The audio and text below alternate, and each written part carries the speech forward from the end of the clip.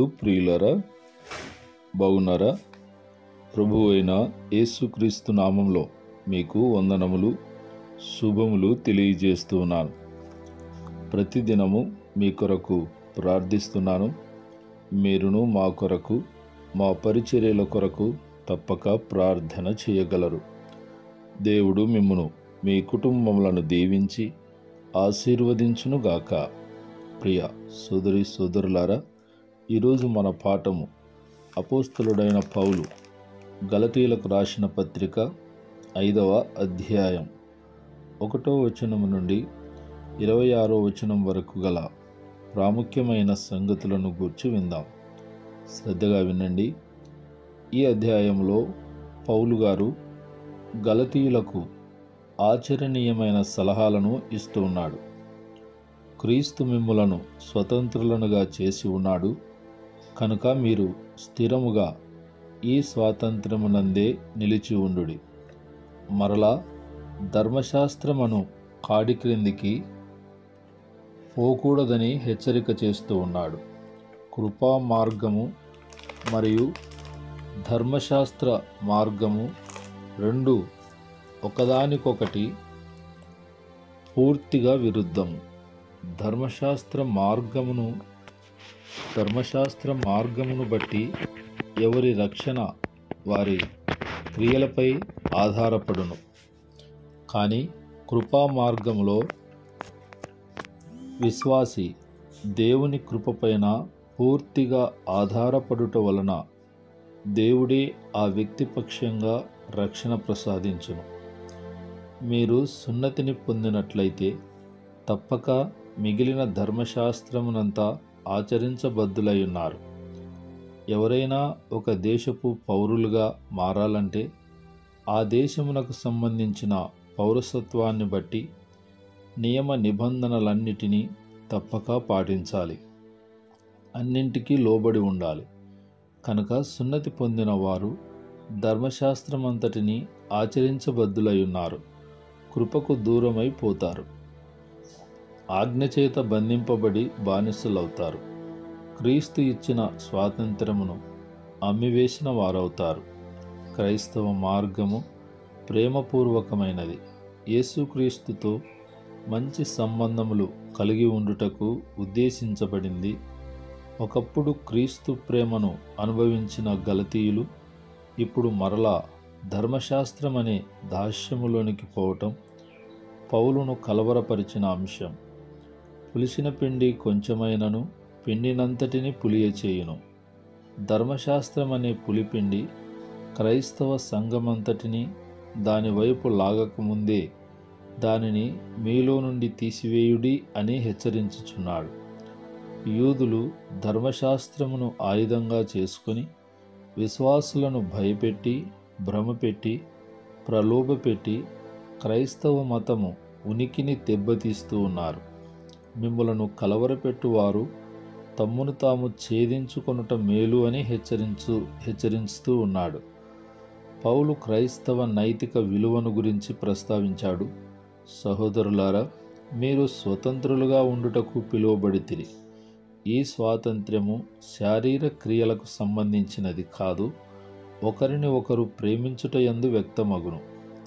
దేవుడు మనలను ప్రేమించి స్వతంత్రులను చేసినందువలన మనము ఇతరులను ప్రేమించి స్వతంత్రులగుటకు తోడ్పడవలసిన వారమై ఉన్నాము. ధర్మశాస్త్ర సారమంతయు నిన్నువలే నీ పొరుగువానిని ప్రేమించమనే ఆజ్ఞలో తెలుపబడింది. మీరు ఒకరిని ఒకరు విభేదించుచున్న ఎడల గౌరవం లభించదు, అంతమున నాశనము పొందవలసి ఉంటుందని హెచ్చరించాడు. ఆత్మ శరీరముల మధ్య పోరాటము. ఆత్మానుసారంగా నడుచుకొనమని పౌలు సూచిస్తున్నాడు. ఆత్మ శరీరమునకును, శరీరము ఆత్మకును వ్యతిరేకంగా అపేక్షించును. ఆత్మచేత నడిపించబడిన వారు ధర్మశాస్త్రమునకు లోనైన వారు కారు. మానవ స్వభావాన్ని గురించి, పోరాటం గురించి పౌలు బాగా ఎరిగి ఉన్నాడు. క్రైస్తవ స్వాతంత్ర్యము ఉద్దేశము నీచమైన శరీరేచ్ఛలను చేయుటకు కాదు, ఉత్తమమైన రీతిలో ఆత్మ ద్వారా నడిపించబడుటకు. పౌలు శరీర కార్యములను గూర్చి ఒక పట్టిక ఇస్తూ సుమారు 15 రకములను ప్రస్తావించాడు. అందులో ఒకటి జారత్వము, లైంగిక అనైతిక జీవితము. క్రైస్తవ మతము లైంగిక సంబంధాలను పవిత్రమైనవిగా ఉండాలని బోధించింది. రెండవది అపవిత్రత. ఇది కరువు నుండి స్రవించు చీము వలన కలుగు అపవిత్రతను పోలినది. దేవుని సన్నిధికి దూరం చేసే ఆత్మీయ అపవిత్రత. మూడవది కాముకత్వము, అనగా ఎలాంటి ఆనందం పొందుటకైనను ముందుండే స్వభావము, అత్యాశను చూపించును. అయితే నాలుగవది విగ్రహారాధన, మానవ కల్పితమైన విగ్రహాలను పూజించుట మాత్రమే కాక దేవుని స్థానంలో మరి దేనికైనాను ప్రాధాన్యత ఇచ్చుట. ఐదవది అభిచారం. ఇది బాగు చేయుటకు లేదా పాడు చేయుటకు వాడే చేతుబడుల బాణామతికి సంబంధించిన ఆచారములను సూచిస్తుంది. ఆరవది ద్వేషములు, అనగా శత్రుత్వము, ఇతరులను ద్వేషించుట. ఏడవది కలహము. ద్వేషము నుండి కలహములు కలుగును, ఆధిక్యతల కొరకు కలహములు సంభవించును. ఎనిమిదవది మత్సరములు, ఇతరుల అభివృద్ధిని చూచి ఓర్వలేనితనము. తొమ్మిదవది క్రోధములు, సహింపనలవి కాని కోపము, ఆగ్రహము. 10 కక్షలు, ఇతరులకు కీడు చేయాలని ప్రయత్నించుట. 11వది భేదములు, ఏకభావము లేకపోవటం విభేదాలకు కారణం. విమతములు, అనగా తప్పుడు బోధలు. 13వది అసూయలు, సకల వ్యాధులకు మూలము, ఇతరులు కలిగి ఉన్న దానిని పొందాలన్న దురాశ. 14వది మత్తతలు, మత్తు పదార్థములకు బానిసలగుట. 15 అల్లరితో కూడిన ఆటపాటలు, తమను తాము అదుపు చేసుకోలేని ఆనందమును అనుభవించాలని తలంచే అసభ్యకరమైన వినోదాలు. ఇలాంటివన్నీ శరీర కార్యములే. ఇట్టి వాటికి బానిసలైన వారు ఆత్మచేత నడిపింపుకు లోనైన వారు కారు, శరీరేచ్ఛలకు బానిసలయ్యున్నారు. వారు దేవుని రాజ్యమును స్వతంత్రించుకొనలేరు. ప్రియులారా, ఇందులో అపోస్తలుడైన పౌలు ఆత్మ ఫలములను గురించి తెలుపుతూ 9 రకాలను ప్రస్తావించాడు. 1 ప్రేమ, 2వది సంతోషము, 3వది సమాధానము, 4వది దీర్ఘశాంతము, 5వది దయాళుత్వము, 6 మంచితనము, 7 విశ్వాసము, 8 సాత్వికము, 9 ఆశానిగ్రహము, అనగా కోర్కెలను స్వాధీనంలో ఉంచుకొనుట, తన మనస్సు శరీరము తన స్వాధీనంలో ఉంచుకొనుట, కోర్కెలను అదుపు చేసుకొనగల క్రమశిక్షణ కలిగి ఉండుట. ఇట్టి లక్షణములు గలవారు ఆత్మచేత నడిపించబడువారని పౌలు విశ్వసించాడు. ఆత్మననుసరించి జీవించువారు ఇట్టి మంచి సద్గుణములను కలిగి ఉంటారు.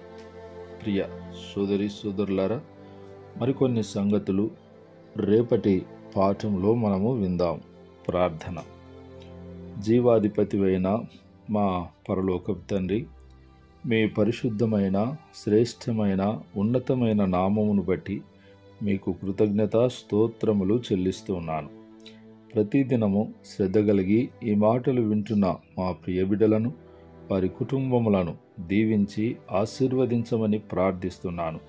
చెప్పుకోలేని సమస్యలతో, బాధలతో, బలహీనతలతో వేదన చెందుతున్న కుటుంబాలను మీరు లేవనెత్తమని ప్రార్థిస్తున్నాను. ప్రభువా, తీవ్రమైన సుడిగుండం లాంటి పరిస్థితులలో బహుబాధపడుచున్న బిడ్డలను లేవనెత్తమని ప్రార్థిస్తున్నాను. అంతేకాకుండా ప్రభువా, రకరకాలుగా నాయనా మరి చీకటి శక్తుల ప్రభావం చేత పీడింపబడుచున్న బిడ్డలకు మీ నామములో విడుదల కలిగించమని ప్రార్థిస్తున్నాను. ప్రభువా, వివాహ వయసుకు వచ్చిన యవన బిడ్డలున్నారు. త్వరగా వారికి వివాహ కార్యములు జరుగుటకు కృపచూపి సహాయము దయచేయమని యేసు నామములో ప్రార్థిస్తున్నాము తండ్రి. ఆమేన్, ఆమేన్, ఆమేన్.